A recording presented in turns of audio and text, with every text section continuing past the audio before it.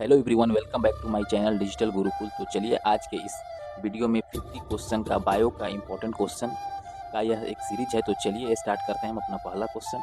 Neuron का बाहर निकला हुआ लंबा भाग क्या कहलाता है? न्यूरॉन के बाहर निकला हुआ लंबा भाग को क्या कहते हैं? तंत्रिकाक्ष। और तंत्रिकाक्ष को इंग्लिश में क्या बोलते हैं? तो एक्सॉन बोलते हैं। क्या? एक्सॉन। देखिए यहाँ से लेकर और यहाँ तक जो ये पीला वाला भाग है, जो ब्लू के अंदर अंदर गया हुआ है, और ये लास्ट में जाकर ये चारों पांचों पार्ट्स में डिवाइड हो जा रहा है। तो यहाँ से लेकर यहाँ तक इसी को जो न्यूरॉन का लंबा वाला भाग हो, इससे बोला जाता है एक्सॉन यानी तंत्रिकाक्ष। चलिए क्वेश्चन नंबर सेकंड देखते हैं। मानव के जन्म के पश्चात किस अंग में कोशिका विभाजन नहीं होता है? तो हमारा क्या होगा? तंत्रिका कोशिका। जो नर्वस सेल है, नर्व सेल है, इसमें कोशिका का विभाजन नहीं होता है। लेकिन हमारे ब्रेन में एक और सेल होता है जिसे बोलते हैं गिलियल सेल, और उसी में अनकंट्रोल्ड वे में जब डिवीजन होता है तो ब्रेन ट्यूमर होता है। तो ब्रेन ट्यूमर के लिए रिस्पॉन्सिबल गिलियल सेल होता है। Question number third. वृक्षों के छाल पर उगने वाले कवक को क्या कहा जाता है? तो इसका जवाब हो जाएगा कॉर्टिकोलस। क्या? वृक्षों के छाल पर उगने वाले कवक को कॉर्टिकोल्स कहा जाता है। Question number four. फ्रेंड्स, अभी तक आप हमारे चैनल डिजिटल गुरुकुल को सब्सक्राइब, शेयर और लाइक नहीं किया है तो प्लीज़ हमारे चैनल को सब्सक्राइब कर दीजिए। चलिए क्वेश्चन नंबर फोर देखते हैं। नाखूनों में कौन सा प्रोटीन पाया जाता है? तो कौन सा प्रोटीन पाया जाता है? आंसर होगा हमारा कीरेटिन। कीरेटिन नाम का प्रोटीन हमारे नाखूनों में पाया जाता है। ये बस रिवीजन के लिए वीडियो है, इसमें कोई एक्सप्लेनेशन नहीं है। मांसपेशिया के रेशे में आवेग संचरण के लिए किस पदार्थ की आवश्यकता होती है? मांसपेशिया के रेशे में आवेग संचरण के लिए सोडियम पदार्थ की आवश्यकता होती है। Question number six. कृत्रिम रेशों को किस नाम से जाना जाता है? जो कृत्रिम रेशा है, जो आर्टिफिशियल रेशा है, उसे किस नाम से जाना जाता है? तो आंसर होगा हमारा रेयॉन। रेयॉन कृत्रिम रेशा। फेरोमोन्स किस में पाए जाते हैं? तो कीटों में पाए जाते हैं। फेरोमोन्स कीटों में पाए जाते हैं। हृदय की धड़कन किस तत्व द्वारा नियंत्रित की जाती है? जो हृदय की धड़कन है, अगर उसे हमें कंट्रोल करना है, हम अपने हार्ट बीट को कंट्रोल करना है, एक नॉर्मल रेंज में लाना हो, तो हमें पोटेशियम की जरूरत पड़ती है। पोटेशियम तत्व की अगर हमारी बॉडी में सफिशियंट अमाउंट रहेगा तो हम इससे कंट्रोल कर सकते हैं। मानव शरीर में किस अंग में अस्थियों की संख्या सबसे अधिक होती है? तो किस अंग में होती है? तो हमारा जवाब हो जाएगा हाथ में। हाथ में कितना हड्डी होता है? 30 हड्डी होती है। चलिए अगला क्वेश्चन देखते हैं। विटामिन डी का रासायनिक नाम क्या है? तो कैल्सीफेरॉल है। विटामिन डी का रासायनिक नाम क्या है? कैल्सीफेरॉल है। Question number 11। अधिकतम कृत्रिम तत्व किस समूह में रखे गए हैं? जो पीरियोडिक टेबल है उसमें आर्टिफिशियल एलिमेंट है, ज्यादातर किस समूह में रखे गए हैं? तो एक्टिनाइड समूह में रखे गए हैं। Question number 12। पर्णहरित यानी क्लोरोफिल में कौन सा मुख्य तत्व उत्पन्न होती है? तो मैग्नीशियम। मैग्नीशियम जो होता है और क्लोरोफिल के लिए रिस्पॉन्सिबल होता है। इस वीडियो में हम इंपॉर्टेंट क्वेश्चन सभी को, बायोलॉजी का इंपॉर्टेंट क्वेश्चन है, सभी को सॉल्व करते हुए देखते चलेंगे। पुरुष सेक्स हार्मोन कौन सा होता है? तो टेस्टोस्टेरोन होता है। पुरुष सेक्स हार्मोन कौन सा होता है? टेस्टोस्टेरोन। और लेडीज का कौन सा होता है? एस्ट्रोजन। चलिए क्वेश्चन नंबर 14 देखते हैं। यकृत यानी लीवर एवं मांसपेशिया में ऊर्जा किस रूप में जमा होती है? तो हमारा जवाब हो जाएगा ग्लाइकोजन के रूप में। जो एनर्जी होती है यकृत और मांसपेशिया में किस रूप में जमा होती है? तो ग्लाइकोजन के रूप में जमा होती है। जंतुओं में एक डिजीज होता है फुट एंड माउथ, वो किसके कारण होता है? तो इसका जवाब होगा वायरस यानी विषाणु के कारण फुट एंड माउथ रोग होता है। बहुत ही इंपॉर्टेंट क्वेश्चन है ये। तो वायरस में होता है। हीमोफीलिया एक अनुवांशिक विकार है। इसमें क्या होता है? इसमें ब्लड का क्लोटिंग नहीं होता है। क्या नहीं होता है? ब्लड का क्लोटिंग नहीं होता है इसमें। ठीक है, इसे रॉयल डिजीज भी कहा जाता है। तो इस डिजीज को ज़्यादातर फेस कौन करता है? मेल करते हैं। लेकिन इसका वाहक कौन है? लेडीज होती है। तो देखिए ब्लड में एक प्रोटीन जो होता है, एक प्रोटीन की कमी हो जाती है, जिसके कारण हमारा बॉडी में, हमारे ब्लड में क्लोटिंग नहीं हो पाता है, और क्या होता है? ब्लड लगातार बहते चला जाता है, जिससे कि ये जानलेवा भी हो जाता है। पॉलिश युक्त चावल के सेवन से, अगर हम पॉलिश युक्त जो चावल खाते हैं तो उससे हमें कौन सा रोग को देखने को मिलेगा? तो बेरी बेरी।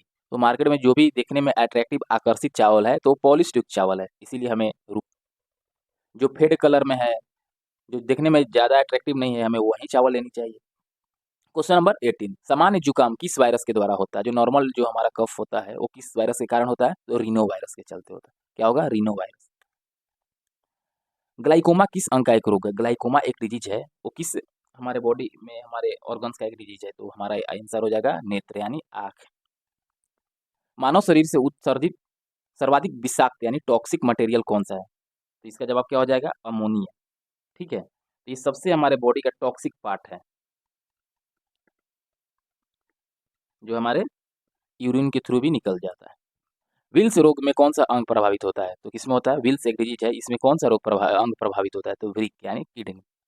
लाल रक्त कोशिकाएं शरीर के किस अंग में नष्ट होती है? जो आरबीसी है वो शरीर के किस अंग में जाकर नष्ट हो जाती है? तो स्प्लीन। स्प्लीन मतलब क्या होता है? पलीहा होता है।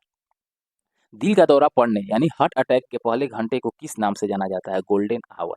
ठीक है, जब हमारा दिल का दौरा पड़ जाता है, किसी को अटैक आ जाता है, तो जो शुरुआती का 1 आवर होता है, 1 आवर होता है, उसे गोल्डन आवर बोला जाता है। ब्लड में WC की अत्यधिक मात्रा, WC मतलब व्हाइट ब्लड सेल में अगर अत्यधिक मात्रा में उपस्थित हो जाएगा तो एक रोग हो जाता है, और उस रोग का नाम क्या है? ल्यूकेमिया, जो कि बहुत ही खतरनाक डिजीज है, इसे रक्त कैंसर बोलते हैं। तो ब्लड में अगर WC की मात्रा अगर मात्रा ज़्यादा हो जाएगी तो हमें एक ल्यूकेमिया यानी एक रक्त कैंसर डिजीज हो सकती है। दो तंत्रिका कोशिकाओं को मिलन को क्या कहते हैं? जहाँ दो तंत्रिका कोशिकाएं मिलती है उस जगह को क्या बोलते हैं? सिनेप्स बोलते हैं। ठीक है, ये भी VBI क्वेश्चन है, SYNAPS। चलिए आगे चलते हैं, क्वेश्चन नंबर 26। ये 50 क्वेश्चन का सीरीज है जो कि बहुत ही VBI क्वेश्चन है एग्जाम के दृष्टिकोण से। सुई चुभाने पर किस अंग में पीड़ा का अनुभव नहीं होता है? तो क्या होगा? मस्तिष्क, ब्रेन में अगर सुई चुभाएंगे तो हमें पीड़ा नहीं होगा, हमें कोई पेन फीलिंग नहीं होगा। पेसमेकर का कार्य क्या है? पेसमेकर एक आर्टिफिशियल मशीन की तरह है। इसका कार्य क्या है? जो हृदय की गति को कंट्रोल करता है। पेसमेकर का कार्य क्या है? हृदय की गति को नियंत्रित करना। खैरा रोग किसके कारण होता है? तो जस्ता की कमी के कारण होता है। खैरा रोग जिंक की कमी के कारण। तो खैरा रोग धान में यानी चावलों में देखने को मिलता है। Question number 29। पचे हुए भोजन में मौजूद विषैला यानी टॉक्सिक मटेरियल का कौन सा अंग अवशोषण करता है?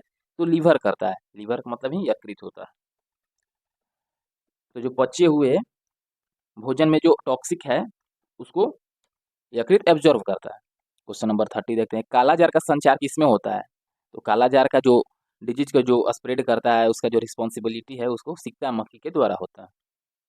क्वेश्चन नंबर 31, टिक्का रोग किसमें पाया जाता है? तो मूंगफली में पाया जाता है। टिक्का रोग मूंगफली में पाया जाता है।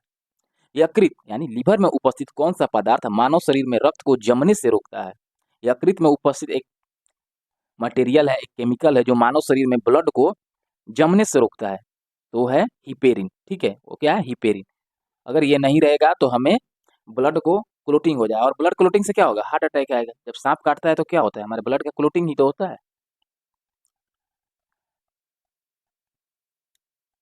अगला क्वेश्चन, लंबे समय तक उपवास रखने पर सर्वाधिक प्रभाव किस शरीर को अंग पर पड़ता है? जब लंबे समय तक हम लोग फास्टिंग किए हुए रहेंगे तो हमारे बॉडी में किडनी को सबसे ज़्यादा इफेक्ट करेगा। क्वेश्चन नंबर 34, पाचन तंत्र के किस रस में कोलेस्ट्रॉल पाया जाता है? पाचन तंत्र के किस रस में कोलेस्ट्रॉल पाया जाता है? तो इसका जवाब हो जाएगा पीत। पीत को इंग्लिश में क्या बोलते हैं? बाइल। ठीक है, चलिए क्वेश्चन नंबर 35 देखते हैं, मानव में आमाशय यानी पेट में आमाशय में भोजन के जीवाणु को कौन नष्ट करता है? तो इसका आंसर हो जाएगा HCl। HCl का पूरा नाम क्या होता है? हाइड्रोक्लोरिक। ठीक है, हाइड्रोक्लोरिक एसिड होता है जो हमारे पेट में पाया जाता है। डिसलेक्सिया नामक बीमारी मानव शरीर के किस भाग अंग से संबंधित है? तो डिसलेक्सिया नामक एक डिसीज है जो कि मस्तिष्क में होता है। डिसलेक्सिया नामक रोग का संबंध किससे है? तो ब्रेन से है, मस्तिष्क से। शरीर के अन्य सभी अंगों की तुलना में किस अंग को ऑक्सीजन की आवश्यकता सर्वाधिक है? तो हमारा जवाब हो जाएगा मस्तिष्क यानी ब्रेन को। देखिए, अगर ऑक्सीजन की सप्लाई सही मात्रा में ना हो तो हमें क्या होगा? ब्रेन हेमरेज भी हो सकता है। तो शरीर में ऑक्सीजन सभी ऑर्गन्स की जरूरत है, लेकिन सबसे ज्यादा जरूरत हो हमारे ब्रेन को। अफीम पौधे के किस भाग से प्राप्त होता है? तो फूल से। अफीम जो होता है एक टाइप का ड्रग्स है, वो फूल से प्राप्त होता है। और कॉफी पौधे के किस भाग से प्राप्त होता है? तो उसके सीड से होता है, बीज से। कॉफी जो होता है बीज से प्राप्त होता है। गेहूं, धान, जौ में कैसी जड़ें पाई जाती है? तो तंतुमय जड़ें यानी फाइब्रस रूट पाया जाता है। गेहूं, धान और जौ में फाइब्रस रूट पाया जाता है। शिशुओं में कुल कितने अस्थियां पाई जाती है? जब बच्चे होते हैं, जो न्यूली बॉर्न बेबी होते हैं, तो उनमें कितने बोन्स पाई जाती हैं? स्टार्टिंग में तो 300 बोन, लेकिन जब वो वयस्क मानव बन जाते हैं 17-16 साल के टाइम अवधि का, तो उनका हो जाता है 206 हड्डियां, जो कि मनुष्य में आमतौर पर 206 हड्डियां ही पाई जाती है।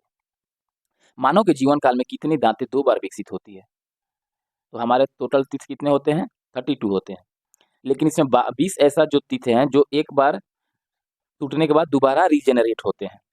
चलिए क्वेश्चन नंबर 43 देखते हैं, अस्थि का मैट्रिक्स किस प्रोटीन का बना होता है? जो अस्थि का जो मैट्रिक्स होता है वो किस प्रोटीन का बनता है? तो ओसिन प्रोटीन का बनता है। किसका? ओसिन प्रोटीन का। क्वेश्चन नंबर 44, लिगामेंट्स किसको जोड़ती है? तो बोन से बोन को जोड़ती है, अस्थि को अस्थि से जोड़ती है। लिगामेंट किन्हें जोड़ती है? अस्थि को अस्थि से जोड़ती है। फ्रेंड्स, हमारा 50 क्वेश्चन का यह सीरीज कंप्लीट होने वाला है जो कि बायोलॉजी का इंपॉर्टेंट क्वेश्चन है। अगर आप हमारे चैनल डिजिटल गुरुकुल को सब्सक्राइब नहीं किए होंगे तो प्लीज़ हमारे चैनल को सब्सक्राइब कर दीजिएगा। टेंडन किसको जोड़ती है? तो पेशी को अस्थि से जोड़ती है, ठीक है। मसल्स को बोन से जोड़ती है। टेंडन किसको जोड़ती है? पेशी को अस्थि से जोड़ती है। रानीखेत किससे संबंधित है? तो रानीखेत मुर्गियों का एक डिजीज है जो कि मुर्गियों में पाया जाता है। थैलेसीमिया एक आनुवांशिक बीमारी है, ठीक है। यह किसको प्रभावित करता है? तो ब्लड को। थैलेसीमिया एक जेनेटिक डिजीज है जो कि हमारे ब्लड को अफेक्ट करता है। मानव शरीर की सबसे बड़ी धमनी यानी लार्जेस्ट आर्टरी कौन सा है? तो महाधमनी है, ठीक है। मानव शरीर की सबसे बड़ी धमनी लार्जेस्ट आर्टरी महाधमनी है। किस अंग को मानव शरीर का ब्लड बैंक कहा जाता है? किस अंग को मानव शरीर का ब्लड बैंक कहा जाता है? तो हमारा जवाब हो जाएगा स्प्लीन को कहा जाता है। अत्यधिक ऊंचाई पर जाने पर मानव शरीर में लाल रक्त कणिकाओं की संख्या पर क्या प्रभाव पड़ता है? तो लाल रक्त कणिकाओं यानी आरबीसी की संख्या में वृद्धि हो जाती है। आरबीसी की संख्या इंक्रीज किस कंडीशन में होती है? जब हम अधिक ऊंचाई पर जाते हैं, पहाड़ों पर्वतों पर। तो फ्रेंड यहाँ पर हमारा 50 क्वेश्चन का बायो का इंपॉर्टेंट क्वेश्चन कंप्लीट हो गया है। थैंक यू फ्रेंड, जय हिंद।